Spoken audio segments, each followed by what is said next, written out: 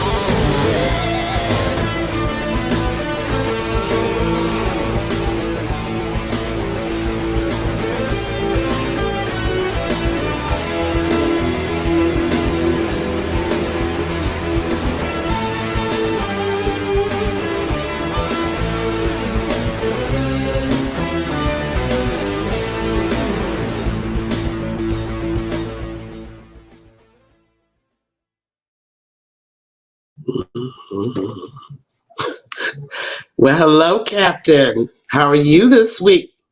I am good, Miss Peggy. Anytime I got a chance to hang out with the DC Wench, it's always a good day, and it makes for festive spirits here in the heart. So remember, I got to do the quick shameful plugs. Okay, if you like what you see, please please share, please share.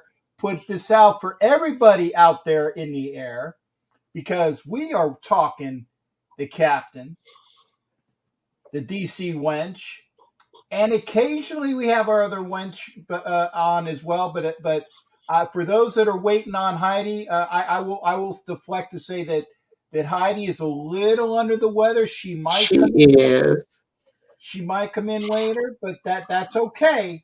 That's okay. Just as long as you don't have to listen to me talk all night, because that's just unbearable. That's why we got the DC Wench, Peggy. We are talking Raiders. And remember, if you like what you see, like, share. And if you want to support the program, support the show, you want to get those entries into the treasure chest, it's right down here. You can give a $5 super chat or super sticker on YouTube. You can send $5 via Cash App to $ Captain Jack Rackham, or $5 friends and family on PayPal. And I'll be honest, I'm not greedy, but I actually prefer the Cash App and the friends and family, because I get all that. YouTube doesn't take that damn chunk out of things. So that's the way that is. But we got lots of prizes going on. Peggy, how have you been? It's been a month, because I know I missed our last meeting business call, but over the last couple of weeks, of course, I've been watching other people's draft boards, since I can't watch the Raider draft board rounds 1 and 2. We have to watch to see who's going to be waiting for us. And I wanted to get your thoughts on that, because, of course, third round, You know, what do we have? I have an interesting study to share with people Oh, about share. the retention rate rounds 3 through 7 over the years of players over 5 years. The first year, a third round pick, 96% of them are still on the team. By the second year, 75%. Third year, 62%. By the fourth year, only 37% of your third round picks are still around. And this is compared to your first and second round picks, 77% and 74%. This is year 4. Of course, isn't that the year of the contract, Captain Jack, when the contracts usually roll over? Yep, that's depend. Like first round picks usually get that 4 year plus, because they're a first rounder. They get that option for the 5th year. You know, usually it's a team option to pick them up, but that's the thing. You know, you get. That's why you lock up those guys in the first round, because you get them for 5 years. If you really want to keep them 4+1, usually it's the team option. And then, like I said, everybody else it's a 4 year. And it could be less. It could be less. Normally, like a second round pick, you usually give them a 3 to 4 year contract or whatnot, The depending upon their. numbers, yeah, the numbers in the polling, and this is from a 2014 poll at University of Denver. But I can trust those ponies. You're stealing my jokes, I man. can trust them ponies to move the numbers around correctly. But Yeah. I just wanted to point out rounds 3 through 7 picks experience almost a 50% difference in retention rate by year 4. And the lower in the rounds you get, as you get to round 5, usually most of them are gone by year 3. Round 6, only 35%. Excuse me. Yeah, round 6, by year 3, only 35% are left. And of course, round 7, only 31% are left. Matter of fact, round 7 experiences, of course, the biggest drop even in year 1. Only 58% of them make the team. I mean, I'm just looking at that in terms of, now the Raiders are stuck with round 3 to 7 unless they come up with a miracle trade. Are you thinking about trading up to rounds 1 and 2, Captain? What are you thinking about? Well, I did see an interesting subject, or interesting story today, and it was dealing with compensation picks. Mhm. And you know how the guys we have on staff used to be out in Boston way, and they usually have been very good at picking up compensation picks. And one of the things that they do in order to get comp picks is how they pick up their free agents and how they divvy things out. Now, if I'm not mistaken, there's a point in time, and I'm not sure when that point in time is. It's normally like around May, maybe it's like May or June, because remember there's that second round of free agency usually is like the post June 1st, because the Raiders are going to get that $20 million for some more influx of Monet. Kind of like the Count of Monet. Mel Brooks. I was kind of thinking about, you being the GM, Captain, and you packaging up I got a package, but we're talking to see if we could jump back into the first or second round. What are you thinking about? I got a package ready for either the Giants or the Eagles or even the Lions, because they've all got 2 first-round picks. You're giving me material, Peggy, with all of this packaging talk, and I'm being kind. But hey, put a bow on it. Well, I will, for the right person at the right time. Anyway, that's right. Anyway, I'm kind of. It's one of those things where I want. You're the GM. I want you to come up. Give me.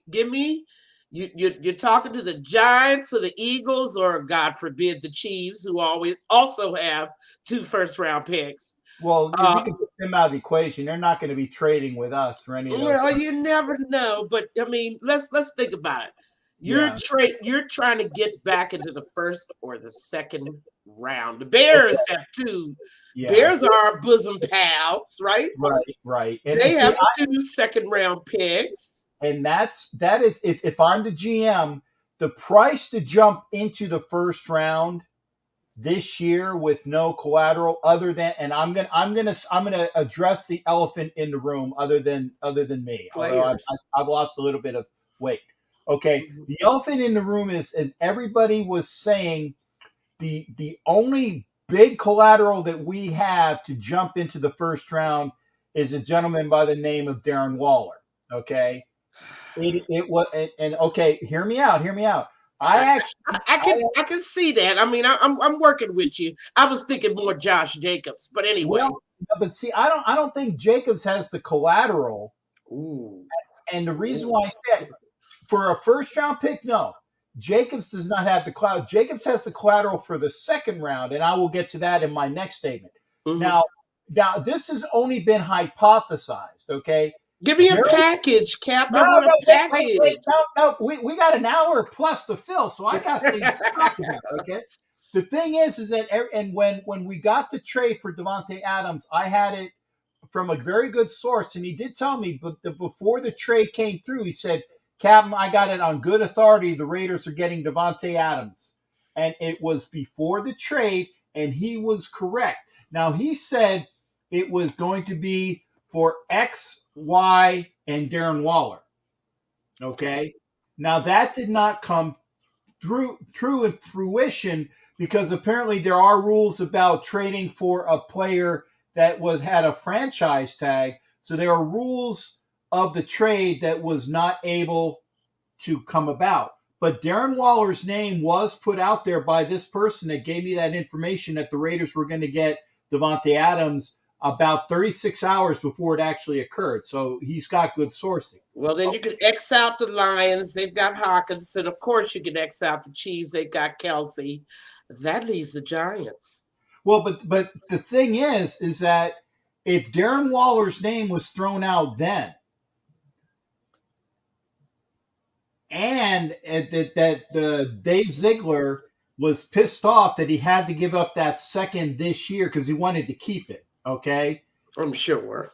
If we're lucky we got away with just that. Right. If the Raiders want to jump into the first round, Darren Waller is the only person that is going to fill that bill. So now, if I'm GM, I'm not doing that trade yet. What are you waiting for? The day of the draft when no. What I'm waiting for start doing the swaps. No, well, unless there is a person on the board that the Raiders just need to have.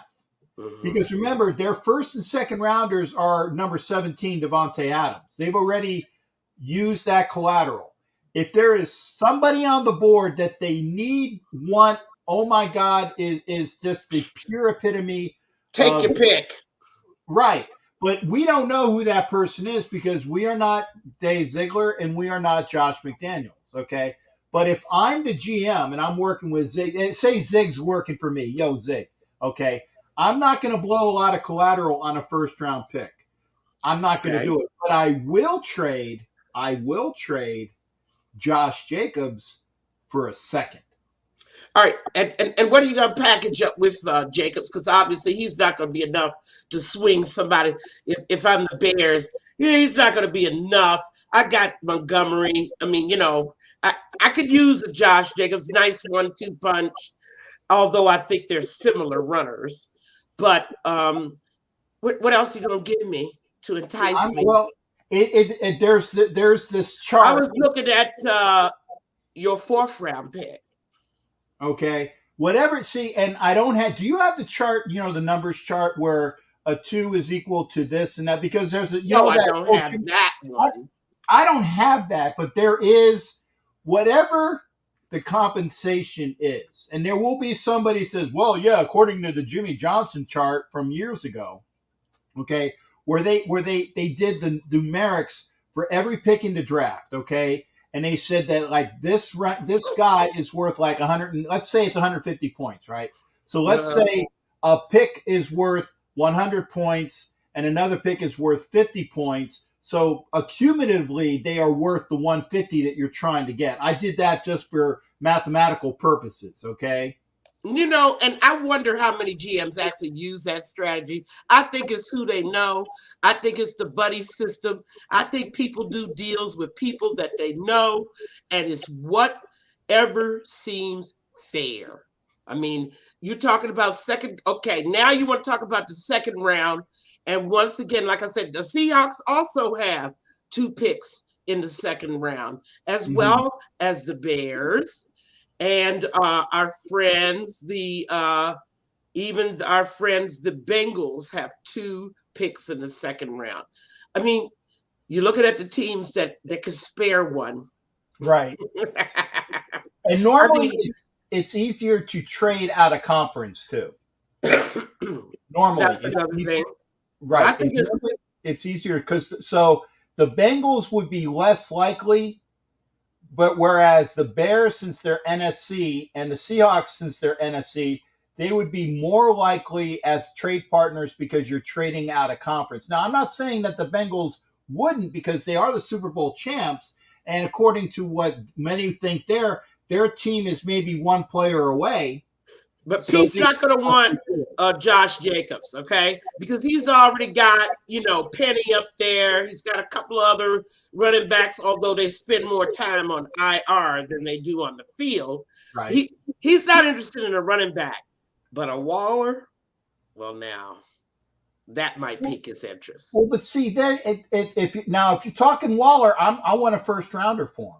Well, I know what we want, but they know how desperate we are because we have nothing in the first and second round. Leverage matters too, Captain, in all these. I mean, leverage matters. So, I mean, they know we have nothing in the first round, second round. We're desperate to move up. And I think you're right about the second round. That's where we go. So, now that you've got this second round pick, what position, Captain? Well, you can only pick one. I don't want to hear what's going on in your head. I want to hear one. I want a big, meaty one A and 1B. I want a big, meaty, rush the pocket and destroy the middle defensive tackle with round 2. If I'm going to go there, that's correct. And actually, I'm going to be specific and go totally out of character. I want a guard or a tackle. Guard? Offensive line. I'm sorry. You got your big, shiny Porsche wide receiver. Derek's got to have time. Derek's got to have. That's not an option, okay, anymore. You got Devontae Adams. You don't have the option of hoping, praying that on some plays the line gives him 4.5 seconds. Okay. 6 seconds. You have to have that protection. And that's the one thing that Derek didn't have last year. It really hurt our deep passing game. I'm gonna give you the old Jewish guy from Coming to America. Okay. Aha. Mm-hmm. We had Tom Cable as the line coach last year. He did the best he could. He had straight hot garbage. But we had hot garbage. I don't think anybody, even the great Dante Scarnecchia, right, of the Patriots, their vaunted O-line guru. Joe Bugle. Let me call back the ghost of Joe Bugle. I just don't think anybody could have done anything with Simpson and Brandon Parker. Okay, and working with that rookie Leatherwood at the same time. You're talking last year, okay? Yeah, right. And you did invoke the name of Dante Scarnecchia. So I'm going to go. I'm going to say the offshoot. Okay, if we're going to say Dante Scarnecchia is the Godfather, right? Okay, in this scenario, Dante Scarnecchia is. He's going to make you an offer you can't refuse. You know why? Because his son, whose name I can't remember. I don't want to talk about children, okay? I'm not talking about training in wheels. This is an analogy. The line coach for the Patriots is the Scarnecchia off-breed. Yeah. Okay. He studied under Scarnecchia. He's a Scarnecchiaite. Okay. Mhm. So he has that pedigree. I don't remember what his name is. I apologize. But Well, it's something Italian. That much I remember. all I know is it doesn't matter to me. I don't see the sheer talent that I Well, need to yeah, see. whoa, I'm really worried at guard, no, and, wait. But see, and right tackle has perennially been a problem. okay, but I'm gonna let you know that whoever the dude is, and I can't remember his name, somebody look up who the line coach is and put it in the comments. Okay. Yeah, the Raiders, line coach, offensive Yeah. line coach. Yeah. I haven't even gotten familiar with the Well, name. but see, he's an Italian dude that was in the system with the Cheatriots. Okay, he's a Scarnecchia protege. Okay? Well, actually, they've got two. He's a Brasillo. There you go, Brasillo. Carmen Brasilla. Okay, Yeah, and Cameron Clemens is the assistant line right. coach. But Brasilla had Illuminor, some guy that we know. Illuminor actually played well under this guy 2 years ago when he played for the Patriots. Well, we shall see. I would go if I'm moving up to the second round. I'm at offensive tackle. Now, what if we aren't able to move up? Nobody's impressed with our packages, and we start with the third round. Would you still want a defensive tackle? BPA. Now you're at BPA. Even though I got, I'm locked down at certain positions, I still would take another one of them just because they're the best available. I see what I do is if I'm doing BPA and if they're within spitting distance of each other, I'm doing BPA and leaving your deficiencies open. No. For the fourth and fifth round, right? I love you, but please freaking let me talk. Okay? I thought it was the Wenches show. I know. I got it. But I swear I thought it was. I gotta say it though. If you got BPA, right? And for those that don't know, BPA is best player available, right? Right. If you got three guys and they have a composite score, let's say of 978, 977, and 976. Okay, let's say we got three guys that are about to have the same level, 978, 977, 976. Then you go BPA of the three guys that you got that are marked at about with spitting distance of each other, really 0.01 and 0.02 from each other. Then you take the BPA of the position of need. Mm-hmm. The BPA, if they're within close of a position of need, i.e., if you got BPA and you got a guard sitting there or a defensive tackle or a linebacker, then you say, guys, what do we really need here? Because these guys score out the same. So I'm going BPA of a position of need. It's kind of like a conglomeration of the best person available at a position of need if the scores are similar. Okay, third round, you're going to do your scientific analysis, bring out your computers and everything, and do your work. So, whoosh, what positions attract you the most? If I can't get an answer out of you, no, I got what attracts you the most? Well, attracts me the most is a Latina about yay tall that has got okay. But that's and we could play her too, but I want to know what position, given our schemes, what you've heard about them, our needs, what would attract, say your little computer spits out two names. One is a line. I'm going to have to walk you down the primrose path. Okay. One is a linebacker and one is a corner. Which do you choose? I want a linebacker. Okay. That's what I wanted to hear. I just want to hear some kind of position. And me, if I only had that third round pick to start with, it would be a linebacker.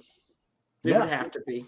Yeah. I can't impress about how much I'm putting on seeing whether Graham and his staff can actually give Raiders real linebackers, something they haven't had in decades.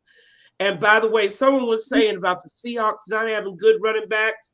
I think that the Seahawks fans would beg to differ with Chris Carson and Penny actually being healthy for 16 games. Oh, what love. I think Chris Carson and Penny, they're not hurting at running back. That's not what their need is. Okay. Mhm. But they haven't had any luck up there with tight end, have they, Captain? I mean, No, did he go through Jimmy Graham? right. I was And going to say Jimmy Graham was the last great tight end that they've had that I I can mean, he remember. went up there and disappeared in their offense. I mean, Right. every tight end that's ever gone to Seattle. Now, Russ is gone. Mm-hmm. It might have been Russ who wasn't looking for a tight end. It could be. We don't know. We don't know. If it's Russ that needs a tight end, they actually got rid of one to get him, i.e. the Donkeys. They got rid of a very good tight end to get him. So that's one less tight end that they do have. However, they have a tight end there, and Richie Riche would probably know. It's a very hard to pronounce African descent name. I can't remember what the guy's name is, but he's a very good tight end. He's a wonderful guy, catch and block. So that guy. I just didn't see Russ using him the way I've seen other quarterbacks use tight ends in general. It just didn't seem to me like he really appreciated what that position to do. Maybe in Denver with that O-line, with that leaky O-line he has, maybe he'll learn. I mean, we don't know. Now, Captain, I want to move right in to our stroll down memory lane with the draft picks. I'm on a stroll with Peggy. And Peggy. I'd like everybody in the audience to help us out a little bit here, because what we're doing is we're going back to the year 2000, going in the time tunnel and looking at all the Raider first round picks, and we want a grade. That's what I want from you, Captain. A grade given their performance with our team. Okay. Ooh, I'm making it really tough now, right? And I'm going to start right at 2000 with Sebastian Janikowski. Give me a grade. A++++. You loved him. Yeah, and people hated the pick, but remember, he is the Raiders' all-time points leader. Mm-hmm. The Raiders were a playoff team or a playoff caliber team at the time, and they had kickers like Joe Nedney. Oh, it was Nedney. Yeah, I had a discussion about him when he was here. Yeah, I mean, I would have given Janikowski an A, except I towards the middle to the end of his career, I don't know what was going on. I heard some rumors, but he became a little spotty and inconsistent towards the end of his career, and nobody wanted to admit it. The Emperor didn't, the Emperor, had clothes on. I couldn't convince him. He was naked, so I'm gonna give him a B. Okay, but wait a second, Peggy. Let's stop that for a second. You said towards the end of his career, and he was a Raider for what, 17 years or so? I started noticing it around 2008, 2009. Wow. And coincidentally, I mean, Janikowski never ranked in the top 10 kickers in the league any year he played. Did you know that? Yes. He was a hero. He was a hero to us. Exactly. And that's why he had a hell of a foot. I mean, if anybody was going to kick a 70-yard field goal, it would have been him. But his medium and sometimes even short range got really spotty. But see, that's the reason why everybody says that Janikowski is a Hall of Famer. I said, no way in hell he's a Hall of Famer. He can't. He's a Raider great, but he's not a Hall of Famer, because if you're going to put somebody in the Hall of Famer, they have to be great. And that's why I said the dude that was the kicker for the Pats and the Colts, if they're going to have a kicker in the Hall of Fame next, it's going to be that guy. And I If- can't remember his name too. Yeah, I know who you're talking about, and I believe though that Janikowski though was beloved, and I understand all of that. Oops, somebody over there even used the D word, and wait a minute, MC Rebel Heart, I heard that too. I heard a whole bunch of things about Janikowski that really impacted his performance, but I'm going to give him an overall B. Let's move to 2001, Derek Gibson. You can't, if you can, folks out there, anybody that can remember Derek Gibson, raise your hand. Derek Gibson, Florida State. Right. Go ahead.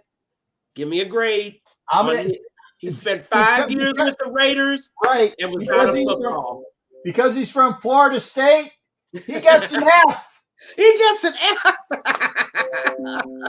We are not having a spelling contest here. We are trying to give our best evaluation of their overall performance while they were wearing the silver and black.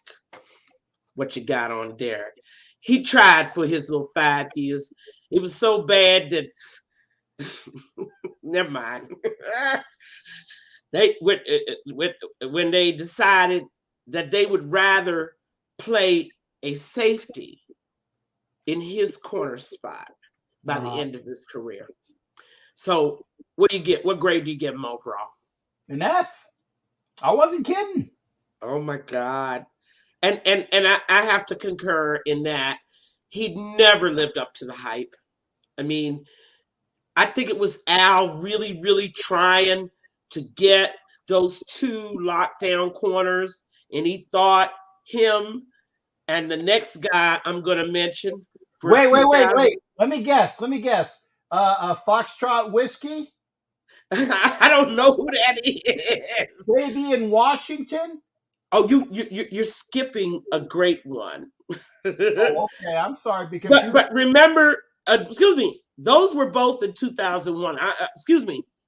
2002 we had 2 picks. Remember, because one of them was from the Bucks, right? Right. We got Nnamdi and we got Tyler Brayton, correct? No. I still think we're skipping one. 2002 we had 2 picks, right? Philip Buchanan. Philip giveth and Philip taketh away. From the U, as in, what the hell are you thinking, Philip Buchanan? I thought I saw so much talent and no brains to match. I mean, the football IQ just wasn't there. Yeah. And I don't know why I was stunned that he had so much raw talent. I think he even did kick returning duties too, didn't he? Yeah, he was on special teams. He would do punt returns, and like I said, and I swear this is what I would say about Philip. Just like the Bible, from the U, baby, Philip giveth, and Philip taketh away. Because what Philip would get, I remember a game, and I can't remember which game it was. He had an interception at the right time when we needed an interception, right? He would get an interception, and then in the process of getting the interception, he would draw a personal foul. You remember the game? He had an interception. Listen, I was there. Okay, what game was it? I remember the game, but he had an interception and got a personal foul for taunting. Yes. He threw the ball to the guy because he thought the guy tackled him out of bounds. I'm seeing it rewinding in my head, but there were other things about Philip, like, wide receivers having cushions so wide on him that he never closed, even though he had the speed. I couldn't understand it. This guy has speed. So why isn't he closing these gaps? I mean, the guys would whish right by him, and I couldn't understand. Give me a grade, Philip Buchanan. I'll be kind, and because he did some things. The times we did some things, I'm gonna give him a C-. Yeah, and I'm going to give him a C too. I mean, bless his heart, he tried with every team that he was with. Yeah. And of course, our second pick in 2002, Napoleon Harris, linebacker. Yeah, one of the Napoleon Club, because we had Kaufman, we had Harris, and then we had another Napoleon as well, because we've had 3 Napoleons. Harris was a decent linebacker. I thought he was decent. I'm going to give him a C as well for his time on board. He wasn't great. He didn't suck. A solid C. No, I didn't really see much what he was lacking except good coaching. Yeah. I really felt like a lot of our players, especially in that period, 2003 to 2012, 13, 14, they looked lost. Yeah. Didn't they to you? And the bad thing was the kid was from Northwestern, so he had a brain. And he had pedigree. Okay. And, his dad played in the NFL. So, I mean, I don't know why he did not work out. We'll have to give him a C as well. And now we moved on to the 2003 draft. Al's still trying to find those corners. And of course, he thought he had it with Philip Buchanan and this next guy. And of course, that's Nnamdi. Yeah. Give me a grade on that pick. With the Raiders, I'm going to give him a under the system and what we did with him. I'm going to give him an A, because it wasn't Nnamdi. That Nnamdi played well within our system, and he was fantastic. Well, actually, I take it back. The first couple years, it took him a while to spin up, but when he was there, he was a solid A performer, and you saw it. But there was such a drop off when he went to the Eagles, because they had, and it wasn't Nnamdi, and right. I knew you were going to try to tell that story because no, it was the system. He was playing. He's a man-to-man corner in his zone, and in his zone, and not only that, I mean, he was playing with Cromartie, remember, and he was playing with one other guy, and those are 3 guys that were top corners in the game. I saw such a waste of personnel, so bad that the guy coach, his name was Jimmy somebody, he got fired after that season. It was such a waste of talent. Are you talking about Jimmy Johnson, the other Jimmy Johnson of the Eagles defensive coach? He was a corner coach. He was a DB coach. Oh, his name okay, was Jimmy. And they fired him. It was such a misuse of talent. But by that time, Nnamdi seemed to have lost interest in playing now, didn't he? Yeah. He had good reason, right? You know what, though? I will give Nnamdi an A+++ in marriage. Yeah. That's what I'm talking about.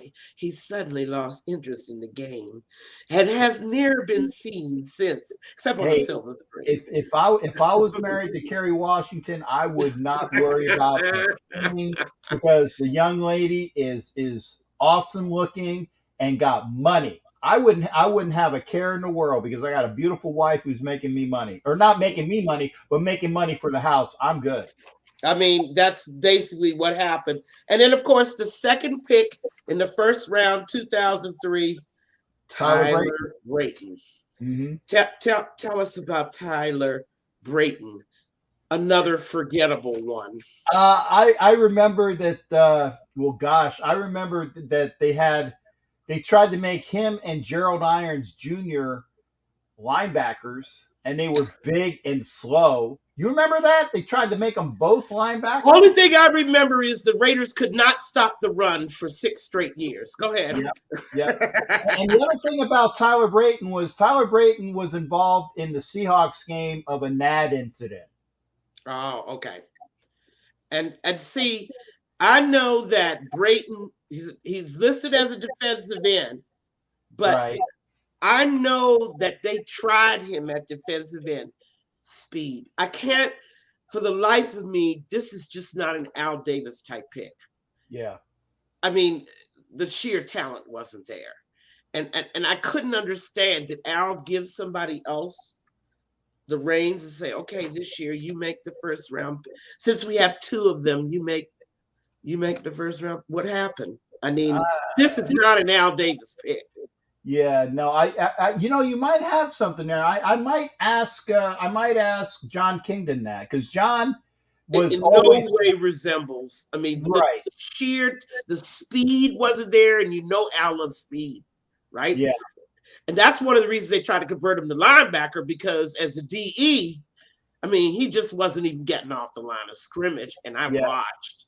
And yet this guy had about 6-7 years in the league. Yeah, him and Gerald Irons, they tried to make linebackers, and they were like Stonehenge. I don't know what to say, but we could not stop the run.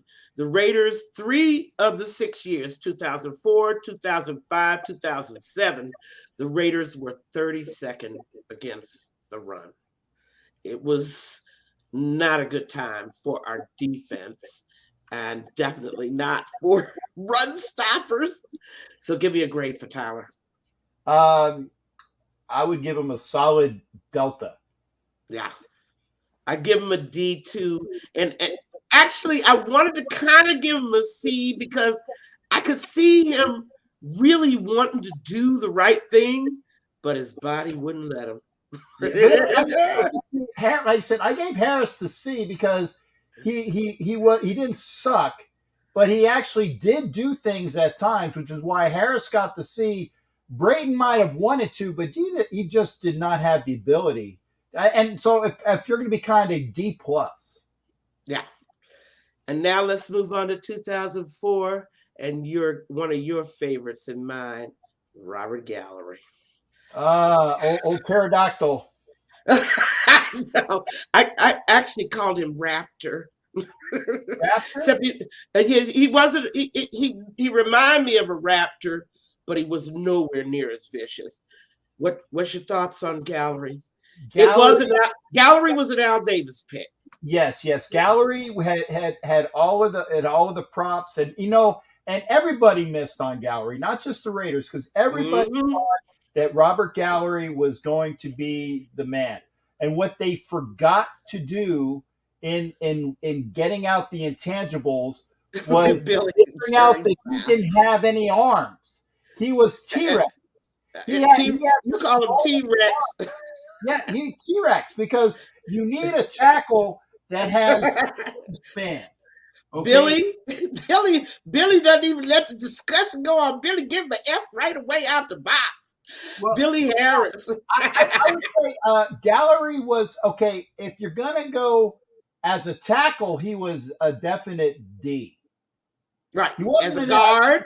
He was as a guard. As a guard, he was about a C as a guard. Uh-huh. But nowhere near the hype. No, nowhere near. But at least he didn't bust out like Tony Mandarich. I will give him that. I mean, Tony Mandarich was in another zone of bust out. But people forget that Gallery was a first-round pick, and I give him a C as well. Moving on. You know what? I like this. We're agreeing. We're agreeing a lot because we think on it. That's awesome. 2005. Here's your guy, the Fabian Washington. Oh my God! And I always say, what now was the Fabian, because it was Fabian in the first and Route in the second. You remember that? Oh, please! I don't even want to discuss Route. I mean, Route and football don't belong in the same discussion. Yeah, I mean, you blaspheme. But seriously, I think Fabian was another Al desperate pick because he saw that Gibson wasn't going to make it.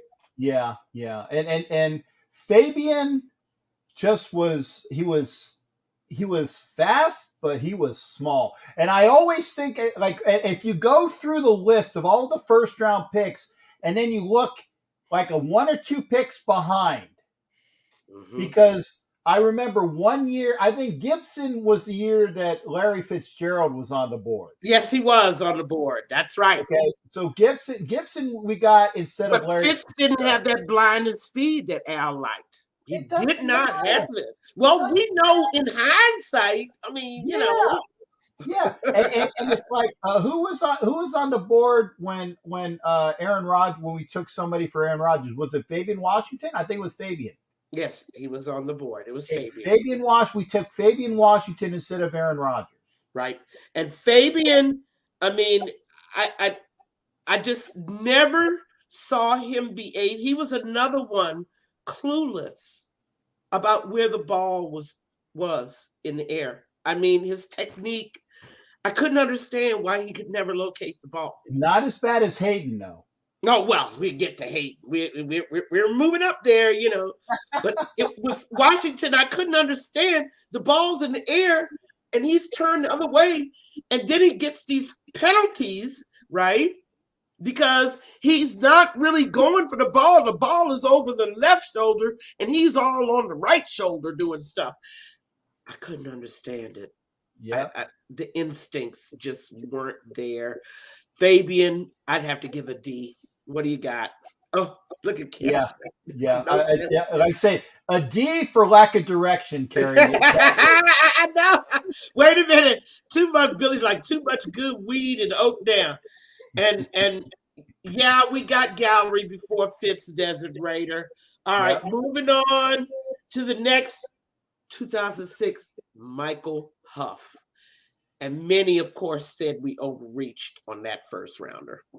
And I think Huff was an FSU kid too. No. Huff was Texas.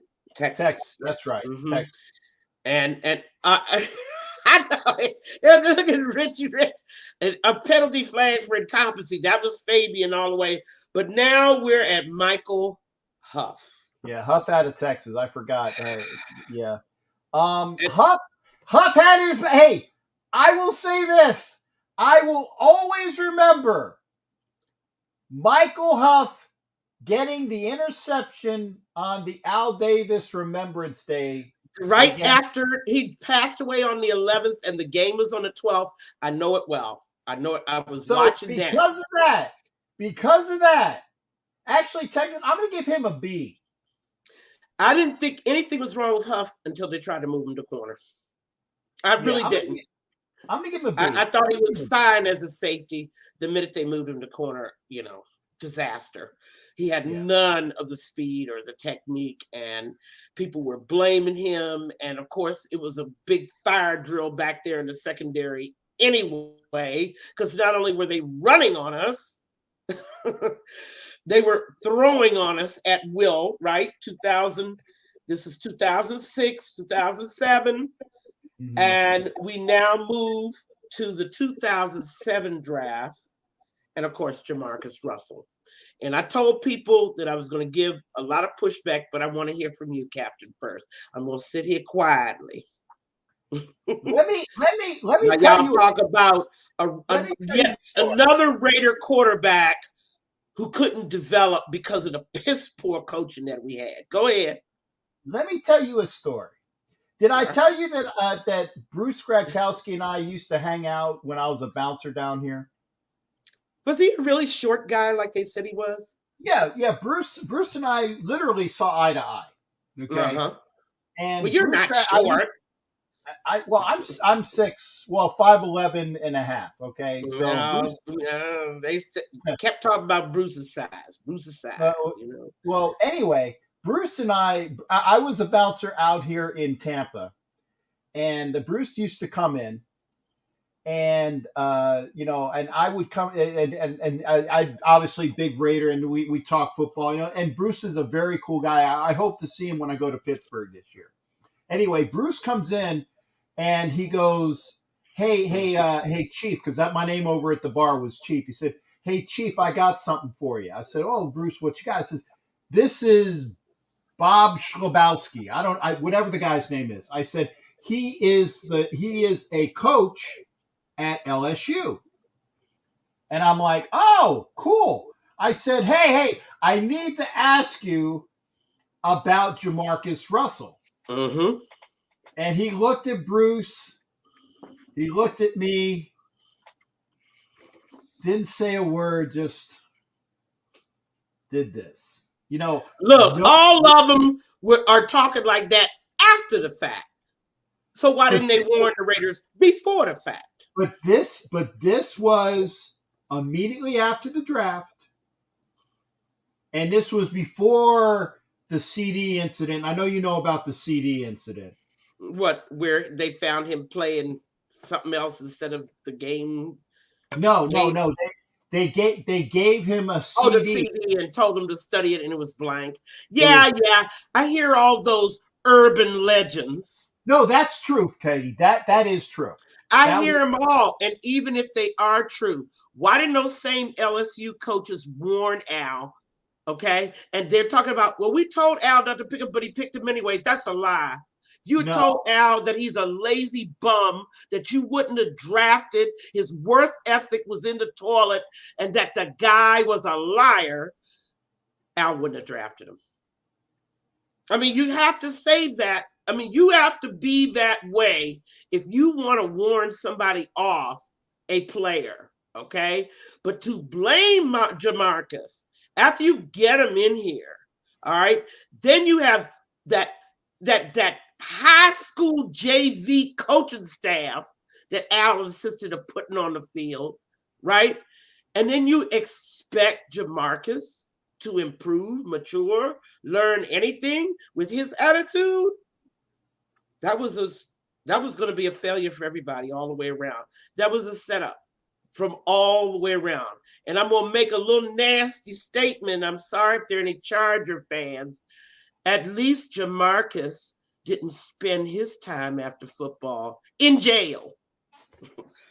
Okay? You want to talk about Ryan Leaf? Who was the worst, Ryan or Jamarcus? Who was the criminal and who became a businessman and stayed out of jail and stayed out of trouble after he left football? This, a guy that they said was lazy and had no work ethic. I don't know. I'm glad Richie put that, because I said, Richie, I know what it means, but you need to make sure other people know what fig jam means. What's that?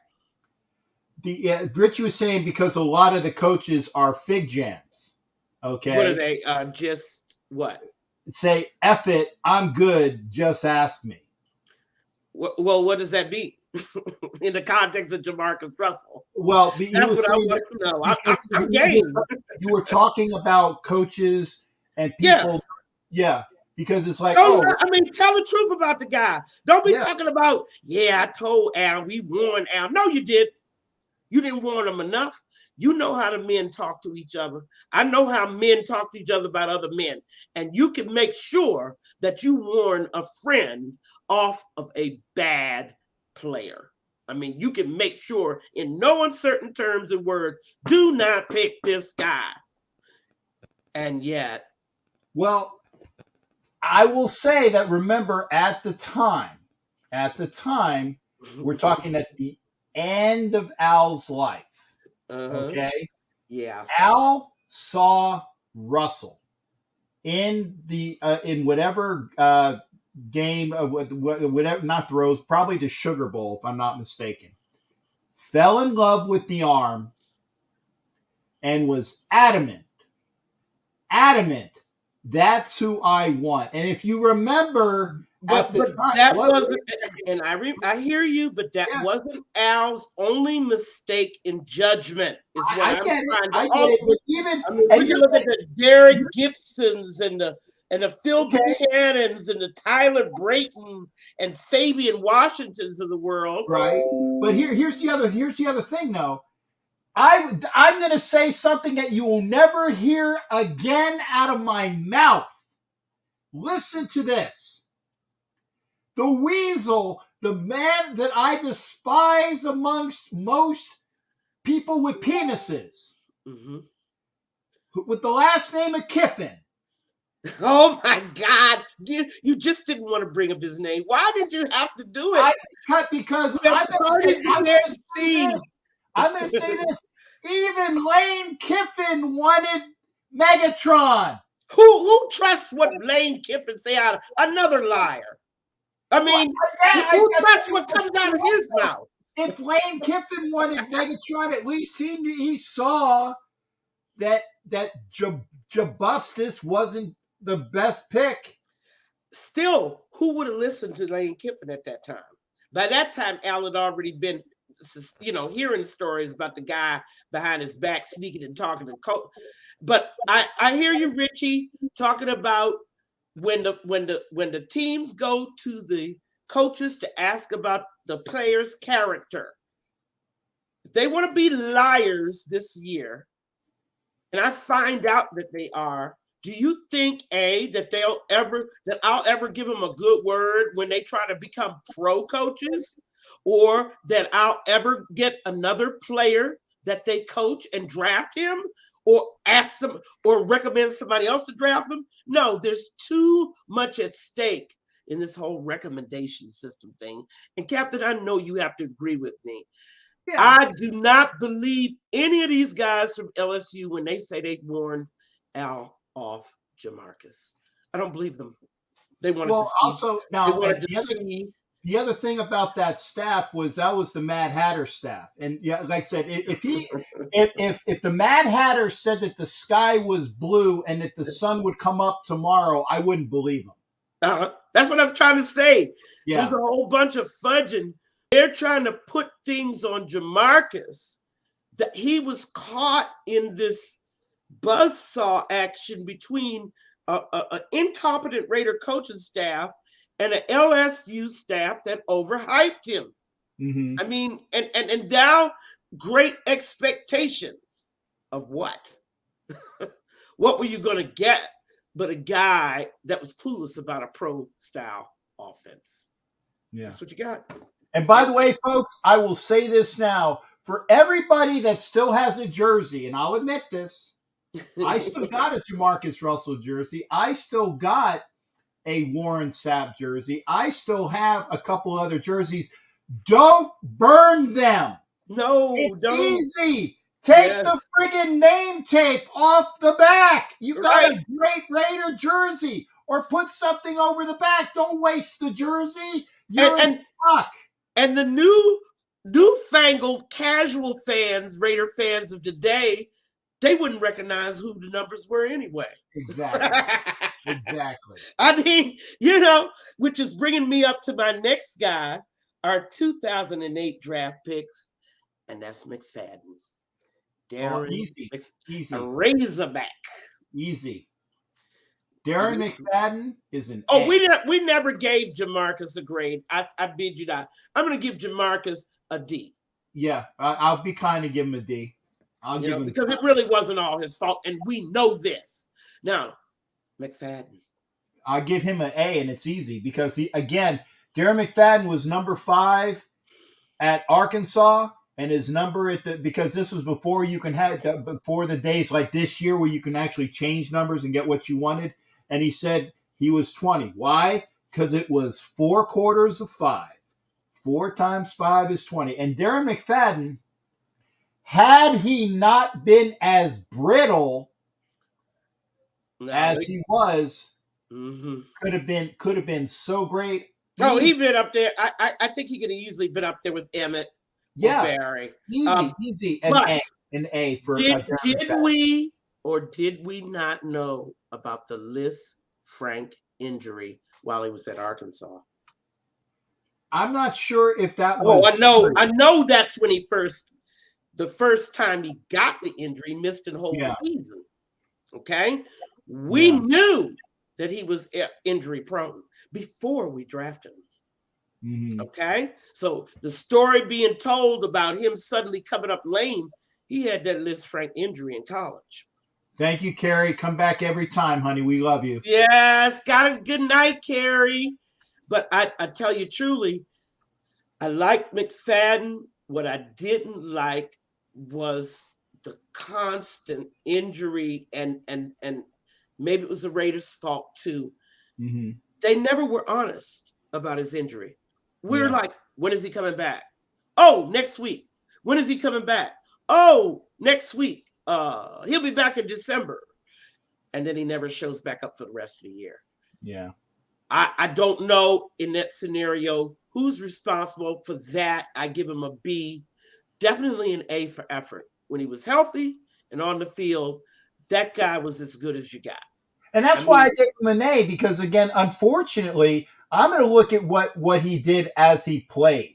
Yeah. Okay, yeah, he had the injuries, but when he played, he was always making the plays. Very rarely did he screw up. You know, he would hit the hole, he That would was block the issue. everything. I mean, I just remember the disastrous 2011 season where we not only lost Al Davis, but Jason Campbell goes down, the quarterback. And right after that, McFadden goes down. And that put the entire franchise in panic mode. And decisions were made that maybe shouldn't have been made. Okay. Hugh Jackson, a really young guy at that time, was put in the position of being GM and head coach. What could you do? But I mean, I'm like, McFadden, why? You just keep going down and it doesn't even matter. You know, you just keep going down. And they just lied to us about his injury. His injury was chronic and he needed to retire. No, don't say chronic. We were talking Jabustis again. Oh, yeah, that's right. But we certainly needed to retire. And by the way, don't get me started on drug addicts in the NFL. Okay. Jamarcus, you're in DC. I know you know. Don't get me started on drug addicts and quarterbacks as drug addicts. You know, starting with Marinovich. Marinovich. Yeah. I mean, everybody copes in their own way, you know. But I think with Jamarcus, there was just but let's go forward. Yes, Our 2009 pick, poor little Darius Haywood Bay. And I love his mother, Vivian. She is a wonderful lady. Yeah, didn't you hang out with her in Miami the one time? Oh yeah, we were with her on many trips, and she still comes with us on Raider trips. Well, hey, she's still Raider Nation. I need you to get a hold of her because I want her and the son to come up on one of these days. So that would be nice. But Darius, what can we say? Straight out of Maryland, a local boy. I'm here in the DMV. I mean, I live literally 2 blocks away from the University of Maryland, right down the street from the stadium. And I went to at least 2 or 3 games with Darius. He could catch the ball then. That's why, and of course his speed. Yeah. I mean, once he got that ball, you weren't going to catch him. Al drafts him, and suddenly he was like stone hands from unnecessary roughness. Don't throw it to stone hands. And it's unfortunate because at Maryland, like you said, at Maryland, he caught the ball. Yes, he did. And I just couldn't figure it out, except that sometimes players go through these things in their head. The only thing I have to say here is I got to give Darius an A for character. After his career busted with the Raiders, he was never going to be that #1 receiver. He reinvented himself and went to the Pittsburgh Steelers. He played 7 years for him as a special teamer. Yeah, they absolutely loved him in Pittsburgh. He was a character guy. He was a leader. He worked with a lot of the young guys. He did a lot to help them keep that team together. Probably would make a good coach.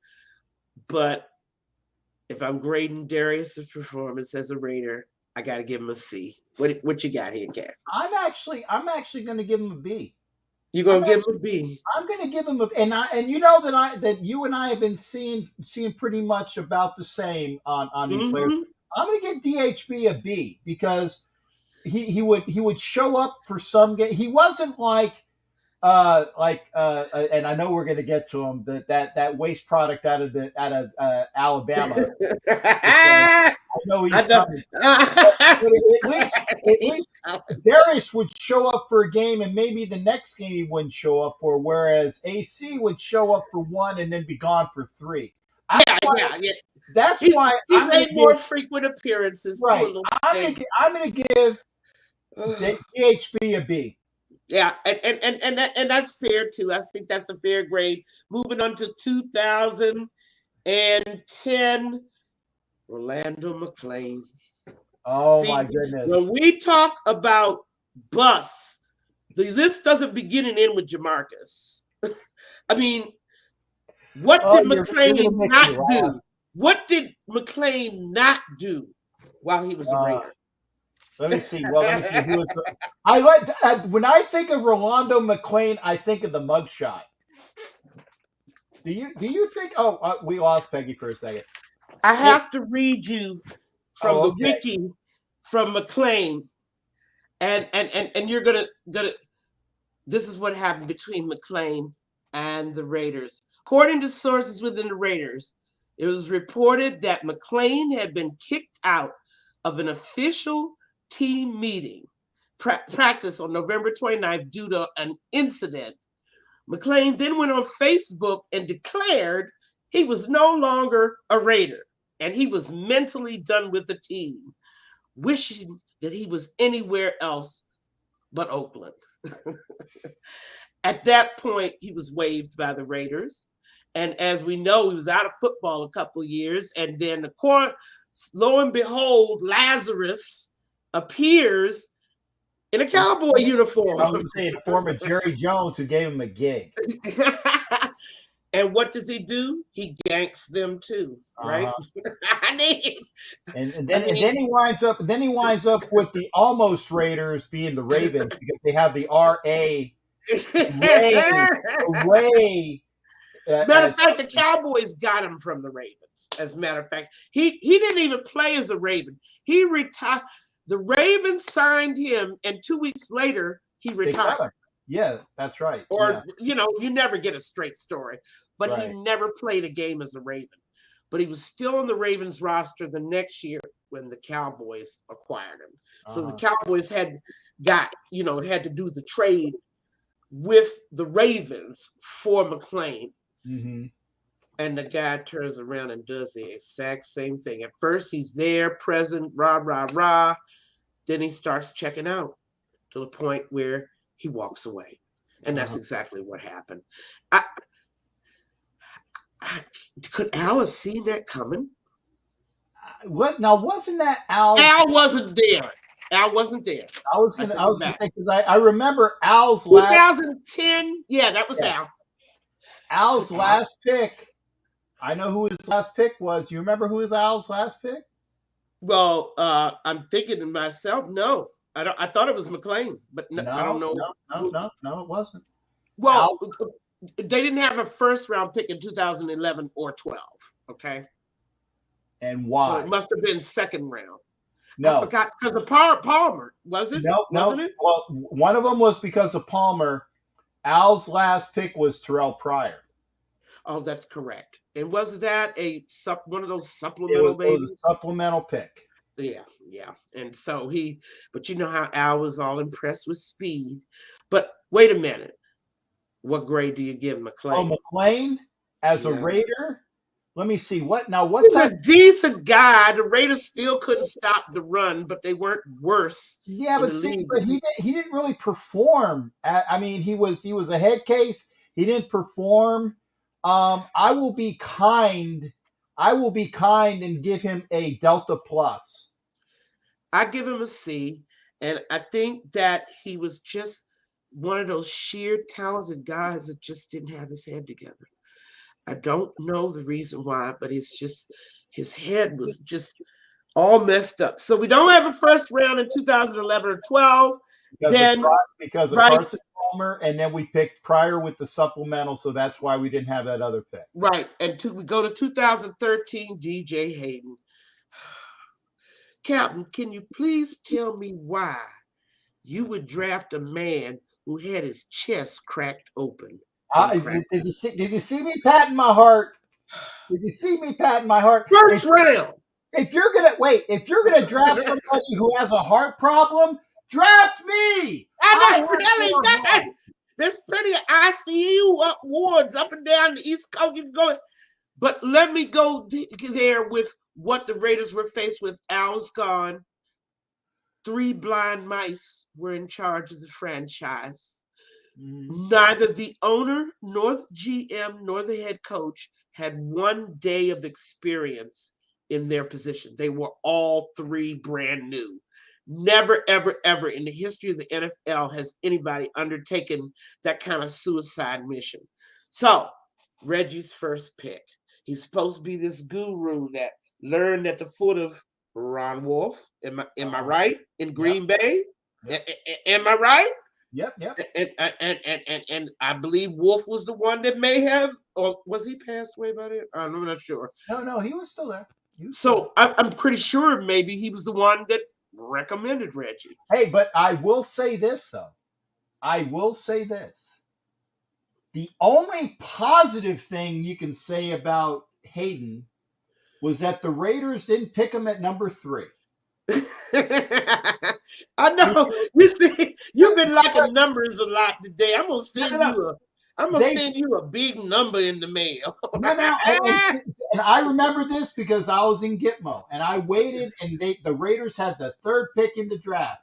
And what did they do? They traded with Miami, and Miami picked the dude that we had on our team a couple years ago who played defensive end. I can't remember his name, but they dropped down. I think the number 12. Yeah, okay. Hayden was 12. Okay, so there you go. So at least they didn't pick him at number 3. They did pick him at number 12. But you know Reggie would have done it. If Reggie had still had that 3, he would have picked it. He would have picked DJ Hayden anyway. Give me a grade on DJ.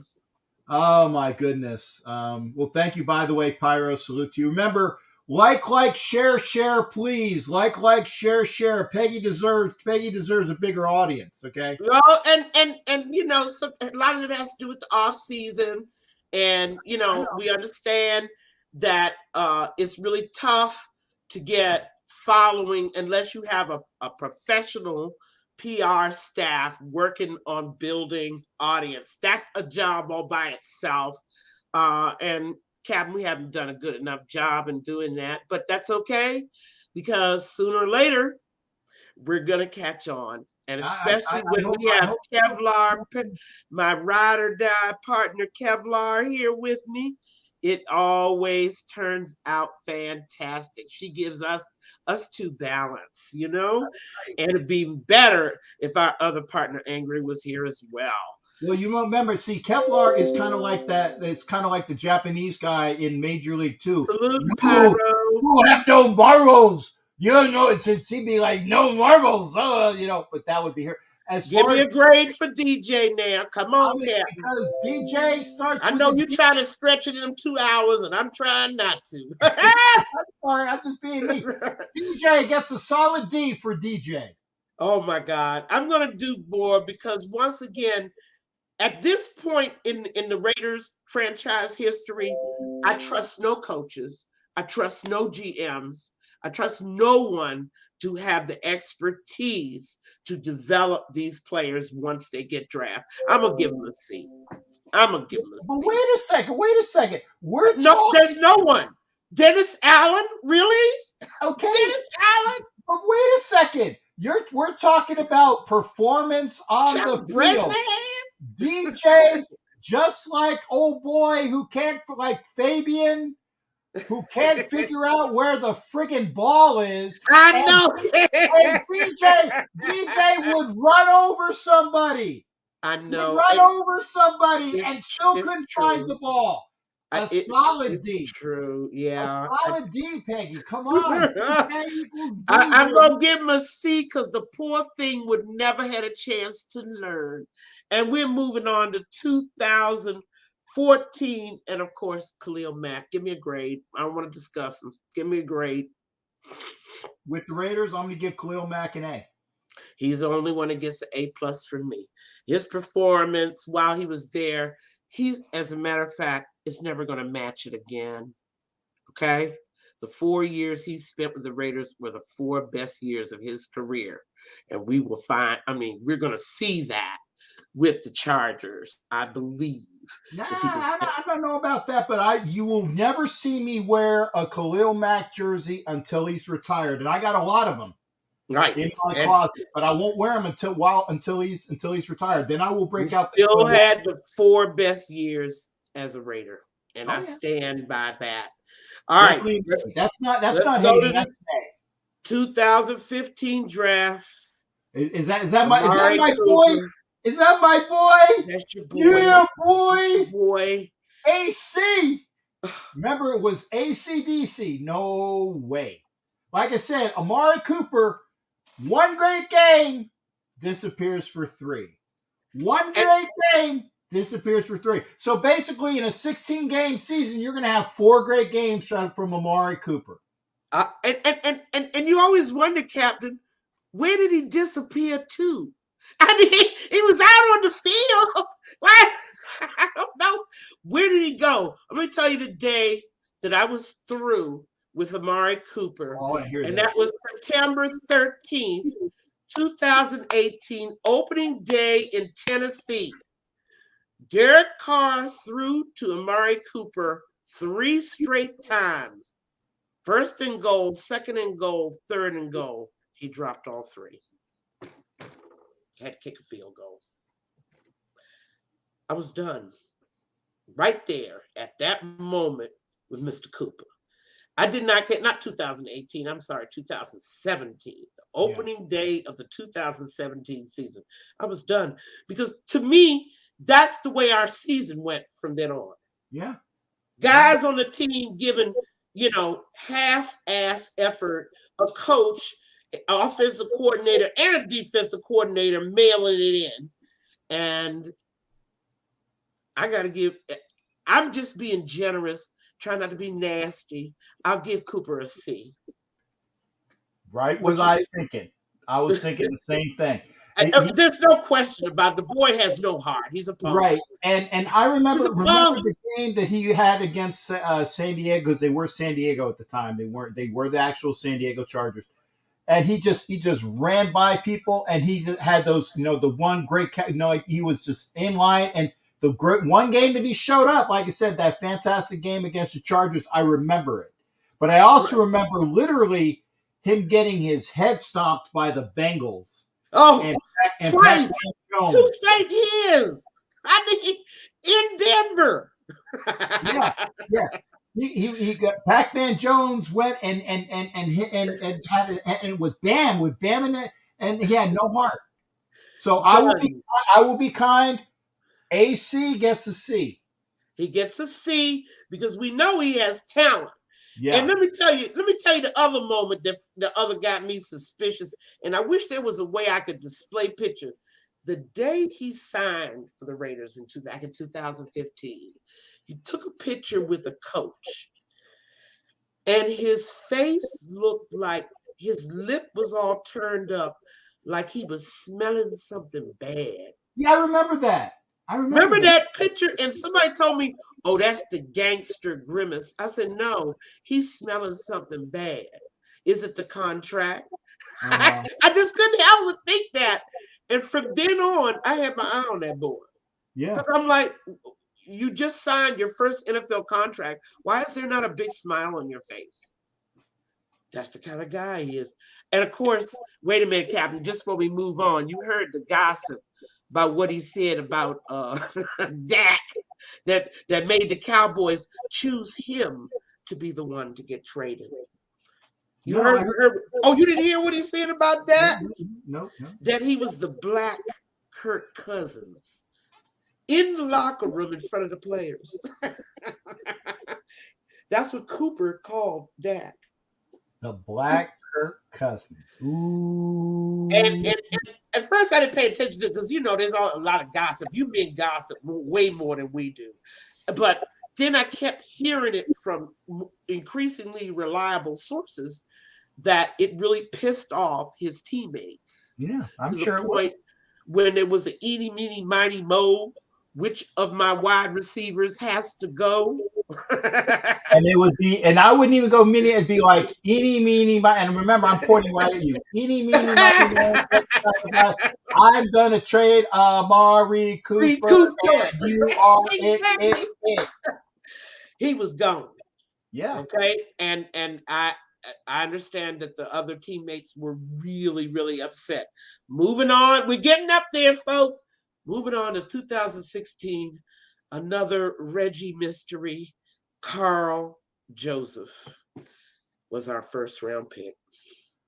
I'm actually At number 14. I'm gonna actually 14. Yeah, I remember that because I remember that pick. I was in Vegas because that's when I bought my timeshare in Vegas. Because that's when they announced that the Raiders were coming Please. to Vegas. Yeah, Carl Joseph. William Brown gives Carl a C. You drafted him as a strong safety, did you not? Yeah. So why is he 5'10", 185 pounds? Please. Because somebody was looking and you at his expected stats. him to cover tight ends. They were looking at his stats and they thought it was 10'5". Okay, look at that. They were doing that Middle Eastern thing, right? Reading from left to right or something. Yeah. It was Hebrew and right to left, right. Yeah, right to left. Dyslexia. So yeah, they thought he was 10'5". He said, "Well, this guy, we gotta have him, you know. Gotta have him." West Virginia, folks. He had all the intangibles. But I mean, you know what? I'm gonna be kind with him. For time with the Raiders, I'm gonna give him a solid B. I just felt like he was so undersized and he really didn't have a chance. But I like his heart. And let me tell you, he did way more with the Cleveland Browns in terms of turnovers than he ever did with us. Yep. I was shocked by the numbers of turnovers that he got and forced fumbles and stuff. And I'm like, how come we didn't see that here? Yeah. Because he was too tiny. He was getting trampled by offensive linemen. Okay? Because we didn't have no D-line on to add to that. But I'll give Joseph a C. I know it wasn't lack of effort. Okay? The poor thing was just outmatched. Really? And he played special teams too, and he was I like really a little efficient little player. Yeah, that's why I gave a B. Right, and now we move to 2017 once again. Reggie is still eating his key lime pie and drinking coffee, right, with something mixed in it, and he gives us Garyon Conley. And I know from the Ohio State, Ohio State University. And I'm gonna do this. Okay, I'm putting I'll make it real easily because I'm gonna do Conley and Arnett in one. He's gonna do Arnett too. He's gonna give us a twofer. I'm gonna give you a twofer. I'm gonna give you a not just an F. No. I give you a G for Garyon Conley. He's below F. He gets a G for god awful. Right. And Damon Arnett, I'm going to give you a Z because he's sporting his guns and all this stuff from the Ohio State University. No, the D for this case is for just dumb. But I want to go back to Conley. Not only was Conley injured at the time that he was drafted, right? But Conley was going through those legal troubles. Remember? Yep. There was an issue with a young lady or something. Yep, they swept him. And Reggie just insisted we've examined his legal problems and he's it's not going to be an issue. I'm like, why take the chance? I mean, I kept saying to myself, are the Raiders a team that can afford to have the possibility that their first round pick can't play? And then the guy had an operation, right? Remember? Yep. And still couldn't play after the operation. Let's say it, boys and girls, all at one time. Shin splints. splints. Not an injury to be laughed at, by the way. Nope. But nevertheless, the Raiders knew about those shin splints too, because remember, there was a tweet war between the Raiders and Conley on how injured was he. Remember? That sounds like a Johnny Carson skit. He's injured. Yeah, How injured is he? You know, it's like, can he stand up? Yep. I mean, come on, Captain. I mean, if Reggie wanted to just put this team into the trash can, right, he did it with that pick. And that was really a makeup pick from the mess up of DJ Hayden. Right. Think about it. I mean, that was like, we're almost in a deja vu.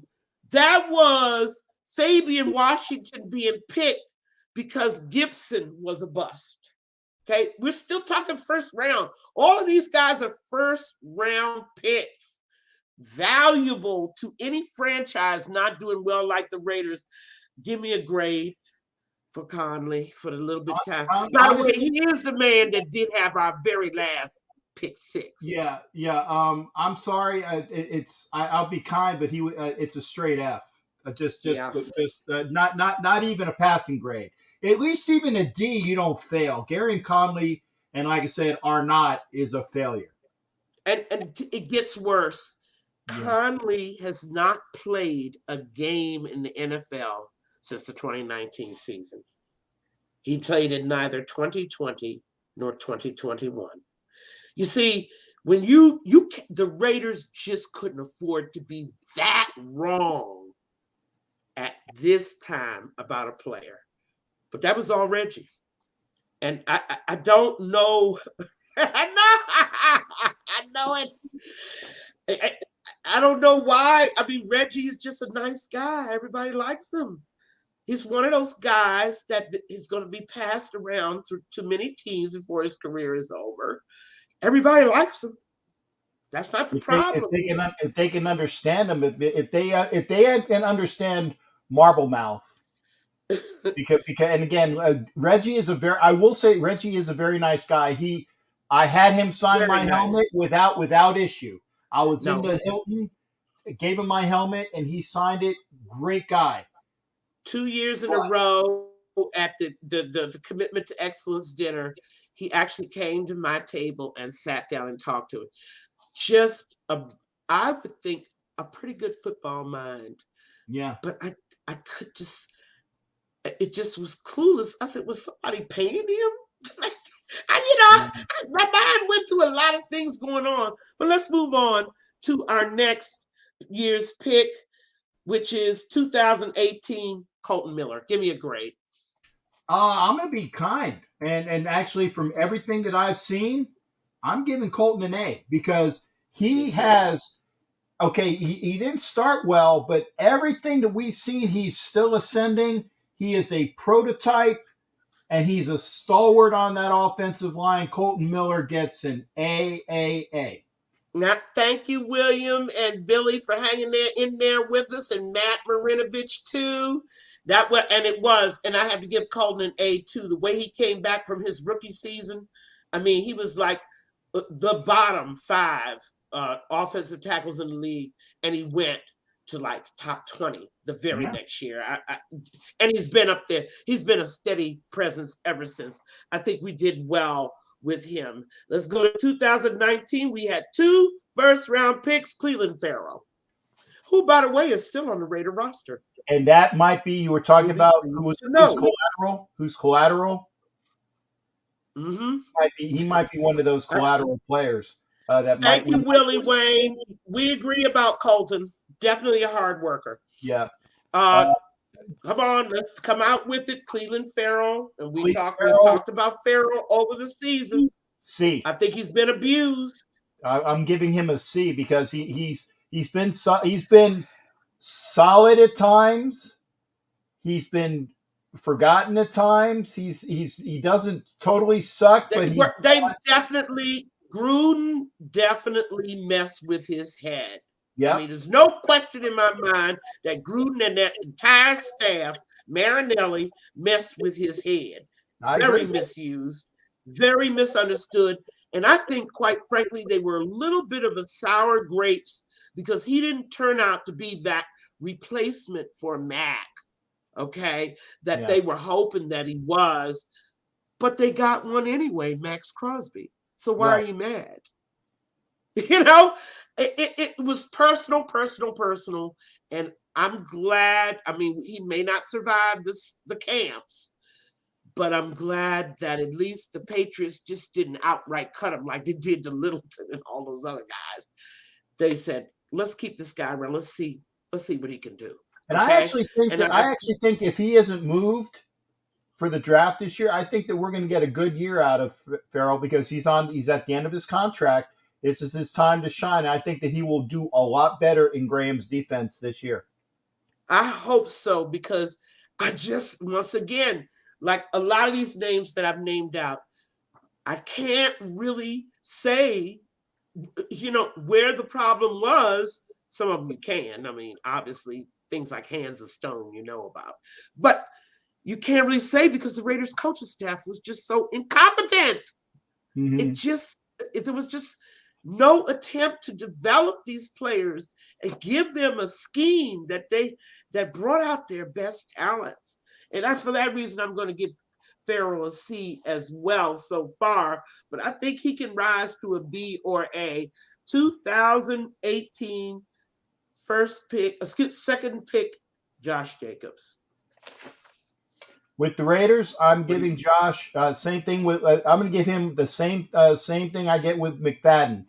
A, because every time that he's been able to play, for the most part, other than not falling on the ball in New York when he could have, and that fumble that could have saved that game, I'm giving Josh Jacobs a definitive A.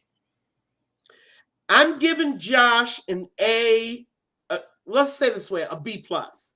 And I'm gonna tell you why he lost that A for me. Okay. Was that tweet he made last year when the Raiders were doing really well between the Denver and the Eagle game right after Gruden got fired. Remember, he makes this tweet about being taken out of the game, and he wasn't hurt. You remember that he wasn't hurt, and he was taken out of the game. And it all started to me because of jealousy about Kenyon Drake being used a lot more. Okay. And I felt that was the wrong time for Josh to start that, ugly player thing going on. Okay. Well, I mean, and I can see that. I didn't recall that. I thought that was divisive and not helpful at the time that he did it, right after Gruden, resigned. Yeah. They needed to come together. They did it. Somebody got in his head later, and he shut up. But you should have seen those tweets. I just, and also I don't like his first step. It's not quick enough for me. He doesn't go through the hole quick enough for me. Okay. But that could be, the combination of injuries, whatnot. I wouldn't put him in the top. I used to put him in the top 10 of runners in the league. Not anymore. No, I wouldn't have him that high. Like I said, he is. That's why for us he's an A. But still, if you got 32 teams, I think he's about within like the 11 through 16 mark. He's top of the league. Yeah, not out the top 10. No, definitely not top 10. There's better backs, and I think that by bringing in all the backs that McDaniels and Ziegler have brought in, I think we're going to find out something. Because they must have seen the same thing I saw about that first step. I'm telling you, it does not hit those holes fast enough. One of the reasons why we had to wait till November till our first 100-yard game. But that was moving on. And that was with Barber. Yeah. Was that Barber? That's right. It still wasn't Josh. Josh didn't get his until December. Yeah, it was Barber. I don't think Josh got his first 100-yard game until December. Yep. That's what B plus. Moving on. Second pick in 2019, Jonathan Abram.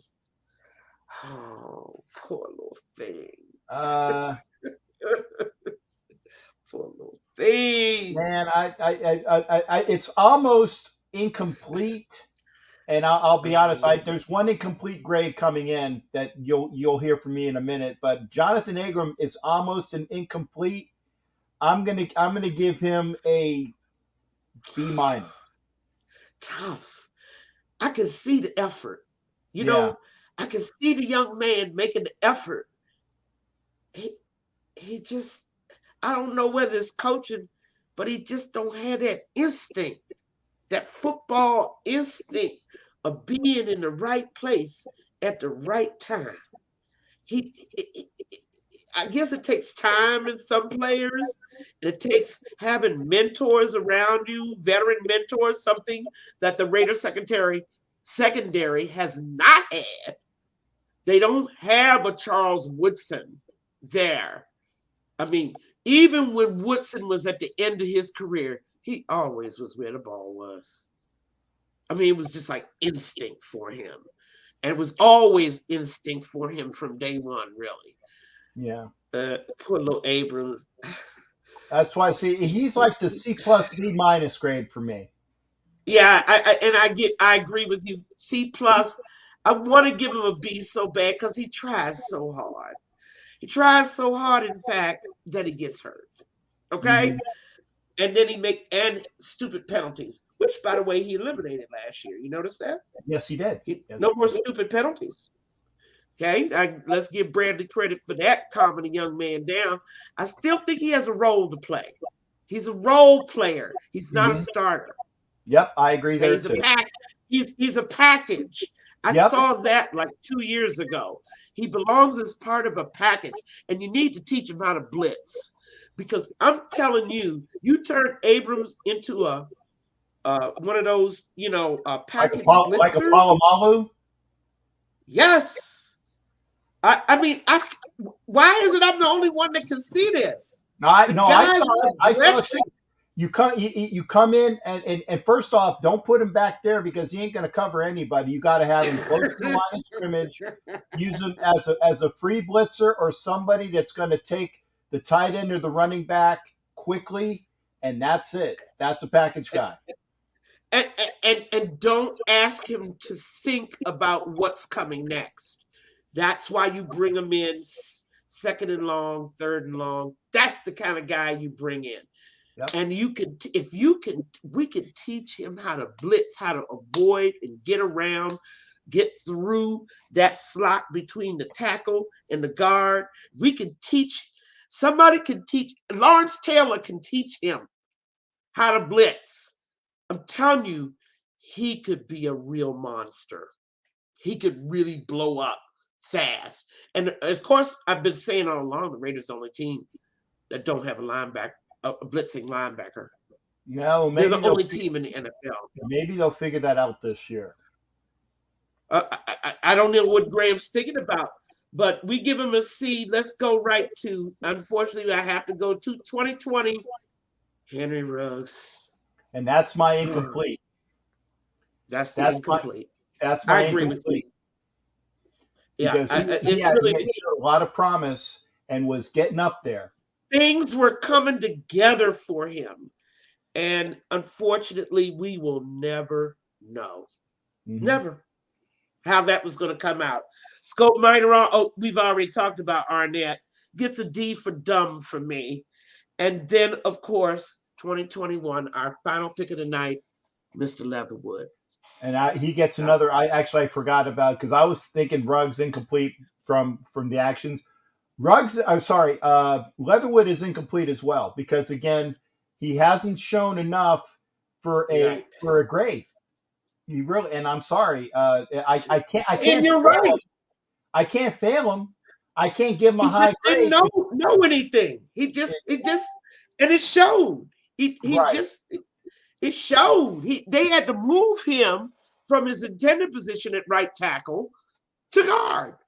Right. And there was nothing they could do. It reminded you of Gallery, didn't it? Yeah, it does. It does. I mean, when you see a guy that you had intended, right, to be, I've got something on my Anyway, a guy that you intended to start as a tackle become a guard. Yeah, Your but problem. see, I mean, here's the thing, though. And again, you saw it and I saw it. It's unfortunate, but there's still some time. There's still some time to see what we have. He might not pan at that tackle. He might not pan, but I still think he has a legitimate career as a bruising guard. And I think he'll be better than Gallery in that respect because the kid can actually move and he can pancake people. Okay. He might still pan out a tackle. I don't think he will, but I still think that he's got a great future at guard interior. And I that's why, but it's still incomplete because we don't know yet.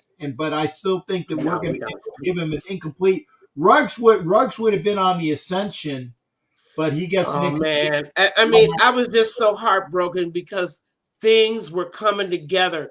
Carr was starting to look very confident. He was making some really good selections because Ruggs was really uncovering Renfro, Waller, and Edwards. That's how scared they were of Ruggs. I mean, the kind of speed that guy had, people were scared of him. I mean, who couldn't have been after watching that? Remember the Jets game back in 2020? That last, because we sure were going to lose to the and whatever Jets. And then all of a sudden that bomb to Ruggs in the last 7 seconds. Yeah, something like. And the thing is that the play before Aguilar didn't quite get that catch, and the very next play, see, I have a decent memory, but for things that matter to me, for middle-aged people, things that matter to me. Aguilar, the play before, didn't quite have that catch. I think it might have been either he was a drop or like it was out of the end zone, or it was like just off the fingertips or something like that. And the very next play, cover zero. They got that DC fired. One of my favorite DCs, by the way, got fired down that play. I mean, but see, that kind of speed scares people. It really does. Because they're thinking, even if the ball's not intended to go to him, what if they decide to throw it to him because he's open? Because we left him open. Yeah. They can't take the chance. They have to double him up every time. And I think even back last year in Pittsburgh, just the way that he just fell under that ball that Carr had. I think it was the longest. I thought he had great hands. I thought he could really, Ruggs really could catch the ball. His hands were like a basket. And I saw those things come together for him, and it just broke my heart. Yeah. I said, that's the kind of luck the Raiders have had. I mean, we've reviewed all of our draft picks since 2000. We have some winners, right? I mean, we have some A's. We have Janikowski, Namdi, right? We can almost put McFadden in that with minus injury. I put McFadden in there as an A. Mack and Colton Miller. Yeah. 5 out of 20 years ain't bad. Yeah. 5 good picks out of 20 years. But you see, it's when you really screw up that everybody says that we can't draft well. And it's unfortunate. But you know what, Peggy? Honestly, if you go through 20 years of a draft for any team, I really think you're probably going to be about the same. You're going to have 1/4 of those guys that pan out, and the other 3/4 are, we've given, like, most of them were C's and failures. Okay, there's going to be picks like that. Maybe the other teams don't get as many failures. No, they don't. And this is what I don't see a lot of teams doing: drafting to replace the bad draft pick you just had 2 or 3 years ago. You see, the Raiders have done that repeatedly. Yeah. Especially with the corners. the corner thing going on. I mean, if you count how many, 1, 2, 3, 4, 5, I mean, Hayden 6. I mean, we're Conley 7 corners in 20 years. You shouldn't have all 1 first year round. draft. Yeah, you shouldn't have 1 30-year draft in 20 years be cornerback. Right, because you messed up on the pick 2 years earlier, and then you got to come back 2 years later and pick for that same position, and then 2 years later you got to go back and do it again. And that's what happened to the Raiders. I mean, with that string of Gibson, Buchanan, Fabian Washington, you just can't have that. Conley and DJ Hayden. You absolutely cannot do that and survive. I mean, and be a winning franchise. One of those guys between Gibson, Washington, Buchanan needed to be Pro Bowl caliber. We needed them to be the starting corner for the next 7, 8 years. And it just didn't work out. I mean, we got Nnamdi, but then Al didn't want to pay Nnamdi, right? But Nnamdi messed up his own career. I'm not saying for what happened to him with the Eagles, but you see this continuous drafting to fix mistakes. That's what's happened to the Raiders, and that's. Go ahead. No, you go. That's why I said BPA in a position of need. We'll see what happens 3rd round next Thursday. Or second. No, we have to and first, I take it back. We have to wait until Friday before we get our first pick. Yeah. And so that's how it will work. I'm not filling in the next 12 minutes. I've got to run. No, honey, please go. We love you, Billy. Thank you for hanging in there. And with us, you're the only one hanging, at least commenting. Anybody that's out there, listen, he said Peggy wants a DT. Billy, Peggy wanted a DT 1st or 2nd round. She don't want DTs that are leftovers. She don't eat leftovers. Well, but remember though as well, Crosby was what, a 4? I think so. I think he was. Crosby was a 4. I think Renfro was a 5. I'm thinking about Crosby now. Hobbs was a 4 as well. Oh, he was, and there are a lot of things. Like for instance, Gabe Jackson was a 3rd rounder. I mean, who knew? I mean, he was gonna be around, but once again, Max was a 4th rounder. You are correct, 2019 4th rounder. But I really, you got to be really, really lucky. Hey, Bishop, you got to be really, really lucky to strike on the third through 7th round. You saw me read those stats of the rates of attrition year to year. The higher in round you got, okay? I mean, the lower in round you got, say 3. I mean, the attrition rate for 4th, 5th, 6th, and 7th round just is dramatic by year 2. That's why you need, and when you look at the 1st and 2nd round picks, you're still at a 70% retention rate 5 years later. Well, I can guarantee you that our 1st and 2nd round pick this year is going to stick around for a while. He most certainly is. Let's just hope that we have the luck of the draw and he and Derek have a fabulous season together. And there's no IR issues and there's no off the field issues, which is one thing that I definitely want this new coach to get a handle on. I better not hear about these young players lost in Vegas. out there with the wolves in Vegas. There's no excuse for that. That should have already been accounted for. Hi, Maria. Maria, we got an international audience because Maria is coming in from the República Dominicana. Oh, very good. Gracias por veo mi hermana Maria Sosa. Thank you, Maria. And we wish that part, that off the field crap, would stop. We just wish that would stop. And no, we don't need any distractions like that. Thank you, Pyro.